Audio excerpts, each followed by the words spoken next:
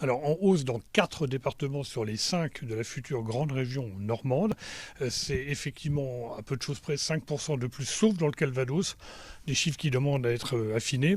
5% de plus, c'est quand même plutôt pas mal. Alors on se souvient qu'au mois de mars dernier, lors des départementales, il y avait eu sur le plan national un effet hyper cachère, un effet Charlie Hebdo. Et bien cette fois, on peut dire qu'il y a eu un sursaut républicain. On est pratiquement un mois jour pour jour après les dramatiques événements du 13 novembre dernier à Paris. Et de fait, on peut supposer que les gens, qu'ils soient de droite ou de gauche, se sont dit qu'ils allaient voter. Alors il y a presque comme un paradoxe en cette période où les restrictions de liberté sont réelles. Certains mouvements d'ailleurs s'en inquiètent actuellement en France de voir que finalement l'une des plus belles libertés qui nous reste, qui est celle de pouvoir voter, eh bien les gens ont voulu en profiter.